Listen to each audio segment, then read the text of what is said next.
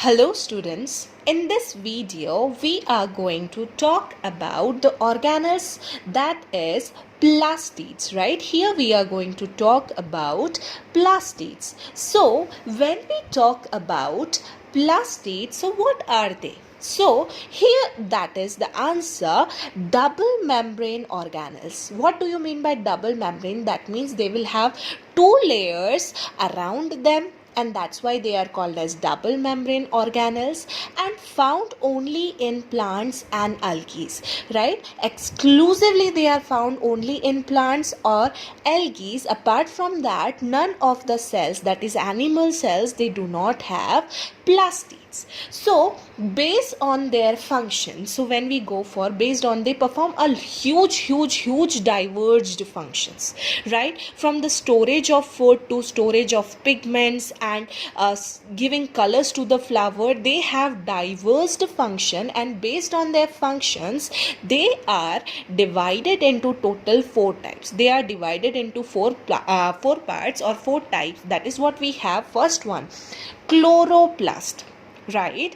And you all have heard this word, that is what we call as chloroplast, and this is the place where your chlorophyll, which is responsible for photosynthesis, it is stored, right? Then you have chromoplast, grontoplast and leucoplast. So this is the four types which you see here, and now we will see each of the following, right? Each of the following type of plastid here and their functions. So first thing which we are going to say, that is your chloroplast, right? Because of the importance, because we all are familiar with, that is what we call as photosynthesis. The process of photosynthesis occurs into that is what we have, chloroplast, right? So when we see the structure of chloroplast, right, when we see the structure of chloroplast, so the structure of chloroplast is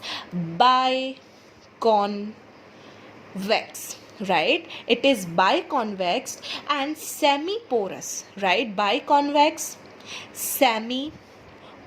Porous means it has pores, right, along it, and then it is double, right? It is double membraned, right? It is double membraned, right? So now apart from that, when you see, when I try to draw their diagram, right, so how they do look like. So when you draw their diagrams, so what you can see is you have a double layer structure, right? Let me just draw, I'll just try to draw a basic structures to just explain you as much as I can, right? So when you see the structure, right, so here is an tentative structure, and in that you will see some pack of coin kind of things here, right? There will be so many in numbers, right? This is how they look like, and they are connected with each other, right? So now let's see what they are. So first one is the outer membrane. Here can you see, this one is the outer membrane, right? This is the outer membrane. This is the inner membrane, right? This is the inner membrane. Apart from that, when you move inside, you have, that is what we call as, this whole internal space is called as stroma, right? It is what we call as stroma. And here can you see this pack of coin like things, right? It is just like so many coins are packed on each other. This structure is called as thylakoids. This structure is called as thylakoids, right? And this connecting links between all of the thylakoids, it is what we call as lamella, right? They are called as lamella. right? They connect one thylakoid with that of the other one, and inside this thylakoids you have one more thing that is called as grana. But right now this much will be more than enough for you, right? Here in this chloroplast you have chlorophyll, right? We have a green color pigment, that is what we call as chlorophyll, and this chlorophyll, it is responsible for the process of photosynthesis. It is responsible for the process of photosynthesis, right? So it is responsible for the process of photosynthesis. So this is the main place. The chloroplast is green in color, and the green in color is because of the presence of chlorophyll, and this chlorophyll is responsible for the process of photosynthesis. So after the chloroplast, the second type, right? The second type of the plastid is called as chromoplast, right? Chromoplast and chrome, right? When you talk about the word chrome, chrome means color, right? The name is given, right? The name of this plastid is given because of the pigments. It contains different types of pigments, right? So the name of this chromoplast is given to an area for all the pigments to be kept and synthesized in the plant. So it contains, right, it is responsible for the different pigments, right? It is responsible, right? It is responsible for synthesis of different pigments, right? It is responsible for the synthesis of different pigments, and also their storage, right? So it has the work, that means it can synthesize also pigments, and it can store also. And I guess you are familiar with, right, the colors of the petals, that is the leaves and fruit, that is because of chromoplast, right? Chromoplast. Now here if you see, the chloroplast has the pigment which we called as chlorophyll, and here when you talk about what we call as your chromoplast, the chromoplast have pigments which is called as carotenoids, right? These carotenoids are basically the pigments which are yellow to red in color, They have different versions, right? Carotenoids are found in different shades, so they can be yellow to red in color, and they are responsible for the different colors, right? They are responsible for the, right, responsible for the color of fruits, right, flowers and leaves, right? So they are basic reason why there are different beautiful colors you can see for the flowers also and for the leaves also. Then the third type, Grontoplast,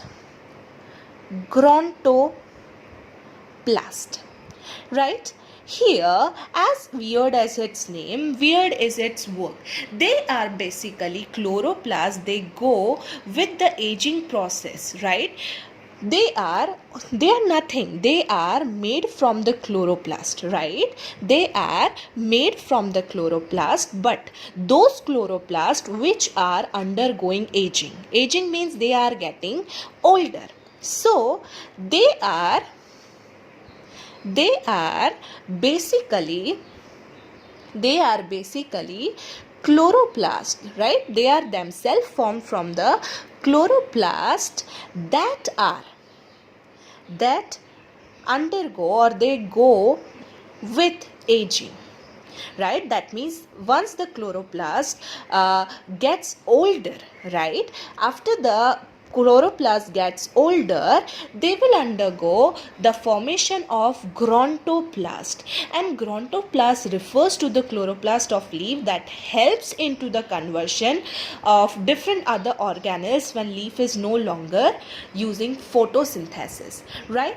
Just for example, in the season of autumn, specifically in the season of autumn, right, when there is no need of photosynthesis, right, at that time they will convert this chlorophyll chloroplast into grontoplast, which can be converted into different other organelles, right, which can be converted into different other organelles, and this organelles when the leaf is not using photosynthesis. So when the leaf is not using, right, when the leaf is not using photosynthesis, specifically the process of photosynthesis, right, whenever they are not using the photosynthesis during, that is during autumn season. Are you familiar with autumn? Autumn means patjhad. Patjhad means when all the leaves are being shed. At that time the chloroplast is converted into grontoplast, right? They are converted into the grontoplast, which can be converted into different other organelles, and this can be converted into different, right, in the different organelles, right?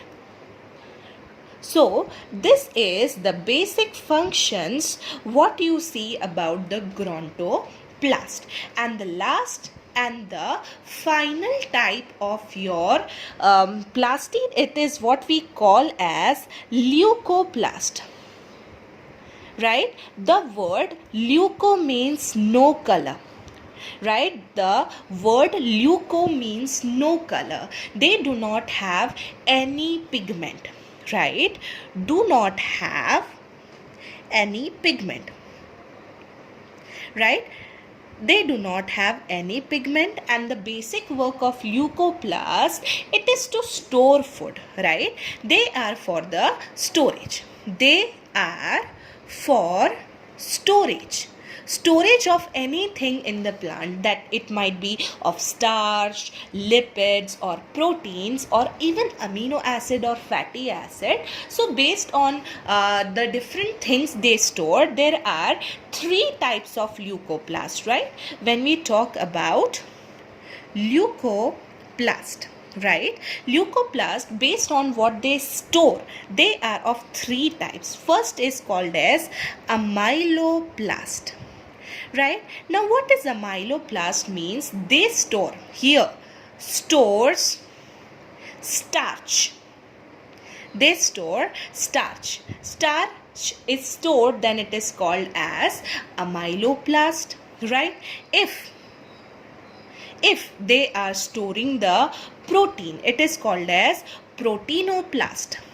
Proteinoplast, right? It is called as proteinoplast when they stores protein, right? When they store protein. And the third and the last one, that is aleoplast, right? Aleoplast is the leucoplast which stores fats or oils, right? Which stores fats or oils, right? That is what we call as aleoplast. And you will be amazed to know that apart from that of mitochondria, right, apart from that of mitochondria, even the plastids, specifically if we talk about that of your chloroplast, they do have DNA. They also have the DNA, and this DNA will help them to maintain their copies, and this DNA is an extra DNA which is present only in the chloroplast, and it is separate from that which is present from the nucleus. So that's all about the topic plastids, and if you have any doubts you can mention it. Thank you.